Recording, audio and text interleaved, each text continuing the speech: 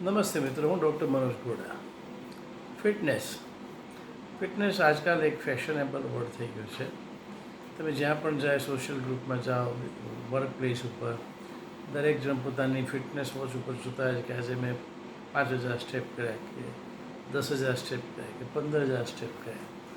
તો 10,000 વાળો 5,000 વાળા કરતાં એમ માને કે હું વધુ ફિટ છું, અને 15,000 વાળો બંને કરતાં એવું માને કે હું વધુ ફિટ છું. તો ફિટનેસ એક સારી વાત છે, એક સારી હેલ્ધી કોમ્પિટિશન છે, આઝાદથી થાય જરૂરી છે. તો ફિટનેસ કેમ આટલી બધી પોપ્યુલર થઈ છે? તો જવાબ બહુ સીધો છે કે આજકાલ તમે જુઓ કે નાની ઉંમરના લોકોને હાર્ટ એટેક આવે છે, ડાયાબિટીસ થાય છે, બ્લડ પ્રેશર હોય છે, સાંધા બદલાતા હોય છે, એસિડિટી હોય છે, ડિપ્રેશન હોય છે. તો આ બધા રોગોને ફિટનેસ સાથે શું સંબંધ છે? તો વિજ્ઞાન એવું કહે છે કે આ બધા રોગોનું જડ મોટા ભાગે અથવા તો એક અગત્યનો ભાગ અથવા તો કારણ એ ફિટનેસ છે. આજે આ બધા રોગમાં એક કોમન વસ્તુ હોય છે, એ ઓબેસિટી કે મોટાપો કે ભારે વજન હોવું.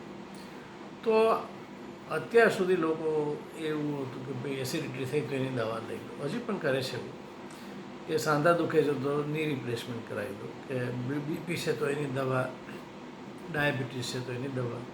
તો આ બધી વસ્તુઓ અલગ અલગ ટ્રીટમેન્ટ થતી હતી. પણ એ ખરાબ ઝાડના ડાળીઓ કાપવા જેવું છે, એને મૂળ કાપતા નથી.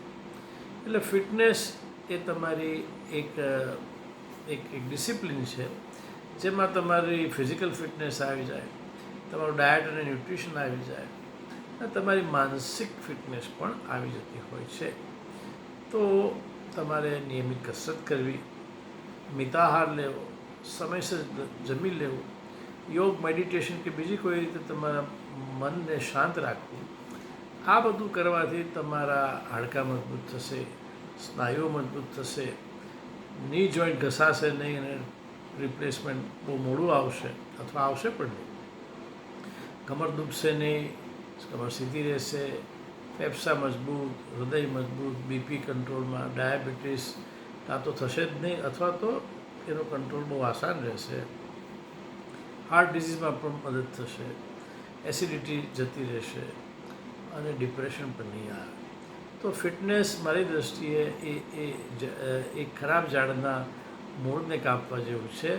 અને ફિટનેસમાં ફિઝિકલ, ડાયટરી અને મેન્ટલ ફિટનેસ, આ બધી જ વસ્તુ આપણે આવેલી છે. તો ફિટનેસ ઉપર તમે પણ ભાર આપજો. નમસ્તે, હું ડૉક્ટર ગોડા.